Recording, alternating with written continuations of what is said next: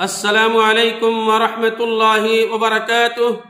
الحمد للہ رب العالمین والصلاة والسلام علی اشرف الانبیاء والمرسلین نبینا محمد صلی اللہ علیہ وسلم۔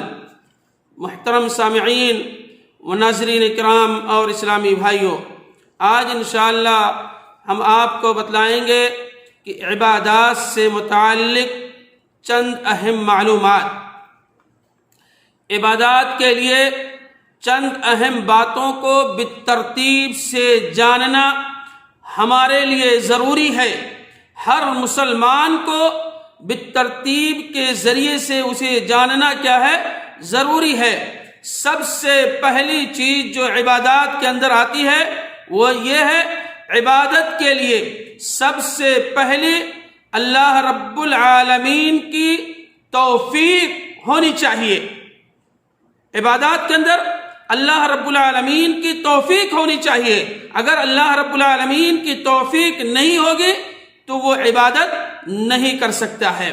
جس طریقے سے آپ کو مثال دوں کہ اذان ہوتی ہے حی علی الصلاۃ حی علی الفلاح، اس کے عوض میں انسان لا حول ولا قوت الا باللہ یہ پڑھتا ہے۔ حی علی الصلاۃ کامیابی کی طرف، مسجد کی طرف، نماز کے لیے، اور لا حول ولا قوت اس کا کیا معنی ہے؟ یہ اس سے قبل یہ جنت کے خزانوں میں سے ایک خزانہ ہے، لا حول ولا قوت الا باللہ۔ حضرت سیدنا ابو موسیٰ رسول سے روایت ہے، وہ کہتے ہیں کہ رسول اللہ صلی اللہ علیہ وسلم نے فرمایا، اے عبداللہ بن قیس، یعنی سیدنا ابو موسیٰ کا نام، کیا میں تجھے جنت کے خزانوں میں سے ایک خزانہ نہ بتلا دوں؟ تو میں نے کہا کیوں نہیں، اے اللہ کے نبی علیہ السلام بتلا دیجئے، وہ کیا چیز ہے؟ تو آپ صلی اللہ علیہ وسلم نے فرمایا لا حول ولا قوت الا باللہ۔ اور آپ کو بتلاؤں لا حول ولا قوت کا معنی کیا ہے؟ اس کا معنی کیا ہے؟ سب سے پہلی چیز جو معنی پر اگر غور کریں گے تو آپ کو پتہ چل جائے گا، نیکیوں کو توفیق، نیکیوں کو کرنے کی توفیق اور برائیوں سے بچنے کی توفیق یہ اللہ رب العالمین کی طرف سے ہے۔ اگر کوئی شخص نیکی کا کام کرتا ہے تو اللہ رب العالمین کی توفیق ہوتی ہے، برائی اگر کرتا ہے تو وہ بھی اللہ رب العالمین ہی کی توفیق ہوتی ہے۔ لہذا اس توفیق کی وجہ سے اللہ تبارک و تعالیٰ سے ہی طلب کی جائے، یہی لا حول ولا قوت کا مفہوم ہے۔ تو اور ایک چیز آپ کو بتلا دوں، انسان کو کوئی مصیبت، کوئی غم، کوئی پریشانی لاحق ہوتی ہے، ایک ہوتا ہے غم اور ایک ہوتا ہے ہم۔ غم یعنی کسی کا باپ، کسی کا بھائی، کسی کا بیٹا اس دنیا سے چلا گیا، رخصت ہو گیا، پتہ چلتا ہے اس کو مصیبت اور پریشانی اور غم لاحق ہو گئی ہے۔ ایک ہم ہے، انسان بیٹھا ہوا ہے، ٹینشن میں ہے، پریشانی بھی ہے نہیں ہے، لیکن اگر اس سے آپ پوچھیں مجھے خود نہیں معلوم کہ کیا ہمیں کس وجہ سے ٹینشن کے اندر ہوں، کیا کس وجہ سے، تو یہ ہے غم۔ ان دونوں کا علاج کے لیے یہ لا حول ولا قوت جنت کے خزانوں میں سے ایک خزانہ ہے۔ تو ہمیں اور آپ کو چاہیے کہ اس کو کثرت سے بھی پڑھیں، اور عبادات کے لیے سب سے پہلے جو چیزیں ہیں وہ اللہ کی توفیق ہے۔ دوسری چیز جو آتی ہے، اللہ رب العالمین کی توفیق کے بعد جو دوسرا مرحلہ آتا ہے وہ ہے اخلاص۔ وہ ہے اخلاص چاہیے، عبادات کو صرف اللہ کے لیے خاص کرنا ہے، اللہ کے علاوہ کسی اور کے لیے عبادت کو خاص نہیں کرنا ہے۔ اللہ رب العالمین نے قرآن مجید کے اندر سورۃ البینہ پارہ نمبر 30 آیت نمبر 5 کے اندر ذکر کیا، وما امروا الا ليعبدوا الله مخلصین لہ الدین۔ اللہ رب العالمین نے حکم دیا، اے نبی علیہ السلام دین کو خالص کرتے ہوئے اللہ رب العالمین کی آپ عبادت کیجئے۔ اسی طریقے سے دوسری جگہ اللہ رب العالمین نے فرمایا فَاعْبُدُوا اللَّهَ مُخْلِصًا لَهُ الدِّينَ أَلَا لِلَّهِ الدِّينُ الْخَالِص۔ دین کو خالص کرتے ہوئے آپ اللہ رب العالمین کی عبادت کیجئے۔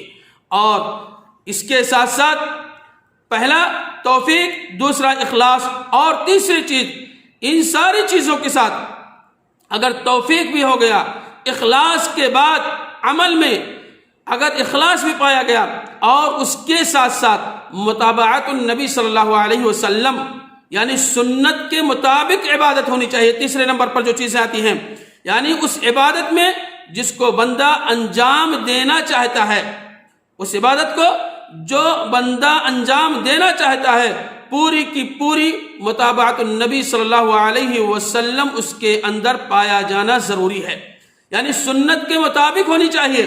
ہم کوئی عبادت کریں سنت کے مطابق ہے، عند اللہ کے نزدیک قابل قبول ہے۔ اگر وہ سنت کے مطابق نہیں ہے تو آپ کی عبادت قابل قبول نہیں ہے۔ اگر کسی عبادت کے اندر اگر توفیق بھی مل گئی، اخلاص بھی پایا گیا، لیکن متابعت النبی صلی اللہ علیہ وسلم نہیں ہے تو قبول نہیں ہے۔ تو پہلے توفیق، دوسرا اخلاص، اور تیسرا متابعت النبی صلی اللہ علیہ وسلم کا ہونا ضروری ہے۔ چوتھی چیز جو میں بتلانا چاہتا ہوں، توفیق بھی مل گئی، اخلاص اور عمل متابعت النبی صلی اللہ علیہ وسلم کے بعد اس عبادت کی قبولیت کے لیے رب العالمین سے دعا کرے، دعا کرتے ہوئے قبولیت کا یقین رکھا جائے، جس طریقے سے اللہ رب العالمین نے قرآن مجید کے اندر ذکر کیا انما یتقبل اللہ من المتقین، اس نے کہا اللہ تبارک و تعالی تقوی والوں ہی کا عمل قبول فرماتا ہے۔ تو اس کے ساتھ ساتھ ہمیں یہ کرنا کیا ہے، ضروری ہے۔ اور پانچویں چیز جو آتی ہے، عبادت میں مداومت اور مواظبت کا ہونا ضروری ہے۔ ہمیشہ کی جسے کہتے ہیں وہ چیز ہونی چاہیے۔ آج اس کے برعکس ہے، لوگ اس کی چیزوں کی طرف دھیان نہیں دیتے ہیں۔ اور آپ کو ایک چیز بتلا دوں میرے بھائیو، عبادت کی قبولیت کی جو علامت ہے، ایک شرط کا پایا جانا ضروری، اور دوسرا مداومت اور مزید نیکیوں کی توفیق اسے مل جائے گی۔ اس کے بعد عبادت کے اندر مداومت و مواظبت اور کا ہونا ضروری ہے۔ اللہ کے نبی علیہ السلام کی ایک حدیث ہے، احب الاعمال الی اللہ ادومها وان قل، اللہ رب العالمین کے نزدیک وہ عمل زیادہ محبوب ہے جس پر ہمیشگی برتی جائے، گرچہ وہ تھوڑا ہی کیوں نہ ہو۔ آج معاشرے کے اندر بہت سارے لوگ 2 دن 4 دن نمازیں پڑھ لیں، عبادتیں کر لیں، یا مخصوص ایام کے اندر خاص کر کے عبادتیں کر لیں، بقیہ دنوں کو چھوڑ دیا۔ ایسا نہیں، عبادت ہمیشہ ہونا چاہیے۔ سال کے 12 مہینے، ہفتے میں پورے دن 7 دن، پورے مہینے، پورے سال، پوری زندگی اللہ نے جب تک دی ہے، ہمیشہ اللہ رب العالمین کی عبادت کرنی چاہیے۔ اور چھٹی چیز جو میں آپ کے سامنے ذکر کرنا چاہتا ہوں وہ یہ ہے، عبادت کو ان کے شروط و ضوابط کے ساتھ ادائیگی کے بعد خوش فہمی میں مبتلا نہ ہو جائیں کہ ہم نے عبادت شروط کے ساتھ ضوابط کے ساتھ ادا کر لیا ہے۔ زیادہ خوش ہونے کی ضرورت نہیں ہے کہ میں نے بہت زیادہ عبادت کر لی ہے، بہت زیادہ نمازیں پڑھ لی ہے، بہت زیادہ نفل نمازیں پڑھ لی ہیں۔ ایسا خوش ہونے کی ضرورت نہیں ہے، کیونکہ یہ صفت موصوف کی عبادت کو غارت کر دیتی ہے۔ اس لیے میرے بھائیو، جو عبادت کرے اس میں خوش ہونے کی ضرورت نہیں ہے، آپ بلکہ عبادت کے ساتھ ساتھ اپنے رب سے روئیے، گڑ گڑائیے، مناجات کیجئے، اے اللہ، اے میرا رب، اے میرے رب العالمین، جو میں نے عبادت کی ہے میری عبادتوں کو قبول فرما لے۔ تو عبادت کے متعلق جو چند معلومات تھی میرے بھائیوں، میں نے آپ کے سامنے 6 چیزوں کا ذکر کیا ہے، اور امید کرتا ہوں کہ انشاءاللہ عبادات کے لیے ہم اور آپ اس کو ترتیب کے ساتھ اس پر عمل بھی کریں گے۔ اللہ رب العالمین سے دعا ہے، الہ العالمین ہم تمام مسلمان بھائیوں کو ہمیشگی یعنی ہمیشہ مداومت کے ساتھ عبادات کرنے کی توفیق عطا فرما۔ الہ العالمین ماضی کے اندر جو غلطیاں سرزد ہوئیں تو اسے معاف فرما دے۔ الہ العالمین ہم میں سے جن کے والدین اس دنیا سے جا چکے ہیں، الہ العالمین تو ان کی قبروں کو تو روشنی سے بھر دے اور انہیں جنت الفردوس کے اندر جگہ عطا فرما۔ الہ العالمین ہم میں سے جن کے والدین زندہ ہیں تو ہمیں توفیق دے، ہمیں ہدایت دے کہ ہم اپنے والدین کی زیادہ سے زیادہ خدمت کر کے اپنے آپ کو جنت کا مستحق بنا لیں۔